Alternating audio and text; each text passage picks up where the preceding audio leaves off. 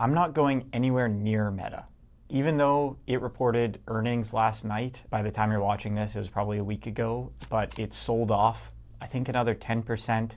It's down like 20% this year or something like that. And I have no interest in buying the company or investing in it or even following it or doing any research on it whatsoever. I'm actually not even going to explain the bear case on Meta because I don't care about that. I'm going to explain why I don't want to invest in it and why I'm completely disinterested in its performance. So by the way, if you're new here, my name's Christian. I'm a CPA and senior financial analyst, and this channel is more or less about that, about financial analysis, whether or not that's me doing investing research or sharing lessons in my career, or just talking about books that I've read and how they're affecting how I think about the market or our work or things like that. So anyway, just to jump into it, I'm not investing in Meta because I think it is a company that is doing harm to the world, and I hate it for that.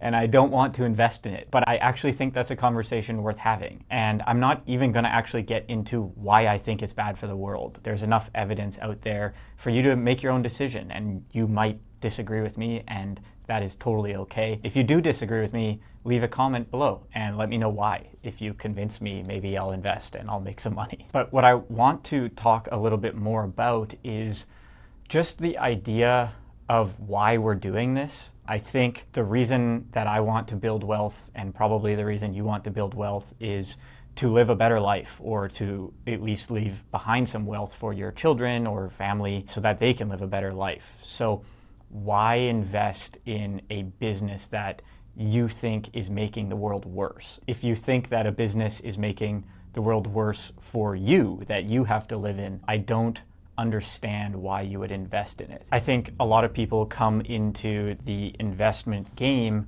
and believe that you kind of need to leave your ethics at the door in order to maximize your returns. And you know what, for professionals, that might be the case. To be honest, they have an obligation to their clientele to maximize their returns. And I think that's reasonable. I think you can get into a relationship with that at the forefront, and you can have a conversation about that.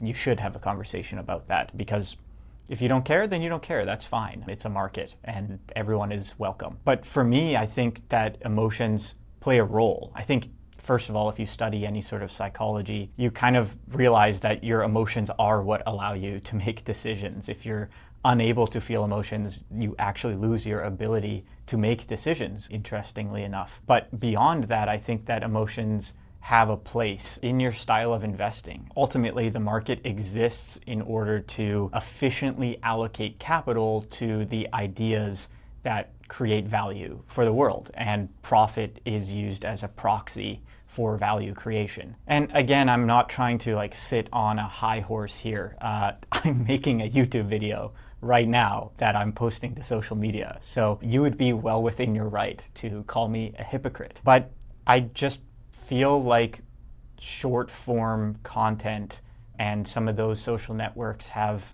a worse effect than YouTube and long form content. And I probably haven't thought about it as much as I should. But you might notice on my channel that I never post any short videos. And, I've thought about it. It would probably be good for the growth of the channel, which is very small, and I appreciate anyone who's watching this. But I don't want to do it. I just feel like if I am doing that, it crosses a line for me in terms of making the world a worse place. I think there's a trade-off in medium and long-form content that hopefully I can get a message out and share my research and my learnings and deliver value to you watching this. And that's enough good to offset some of the bad that maybe YouTube does to our attention spans or something like that. But I feel like it's almost impossible to do that with short form content. And I could be wrong, but I don't want to do it, at least at this point in time. Anyway, what I was talking about with markets is that they exist to allocate capital, but they don't always work. They're not always doing what in theory they should do. And there's plenty of examples of this, but I think that bringing your ethics into your investing is a mechanism for using the markets as a way to place a vote into where capital gets allocated. And that doesn't mean that it has any impact. It might not, but I can sleep better at night if I'm not invested in Meta. And I think I'm probably even more of a hypocrite because I don't think I would feel bad at all about owning shares in a tobacco company, for example, or an alcohol company. I don't know why, but I think I'd sleep like a baby if I owned shares in those companies. So I think it's less about being consistent. I mean, maybe I should be more consistent, but I think it's less about that.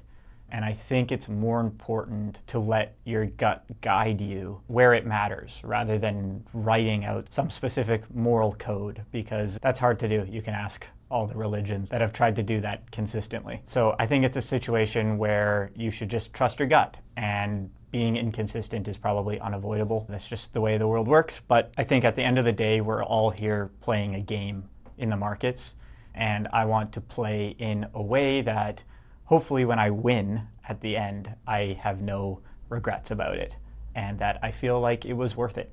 So anyway, that is a very different video than I usually make. It's very much more off the top of my head than scripted.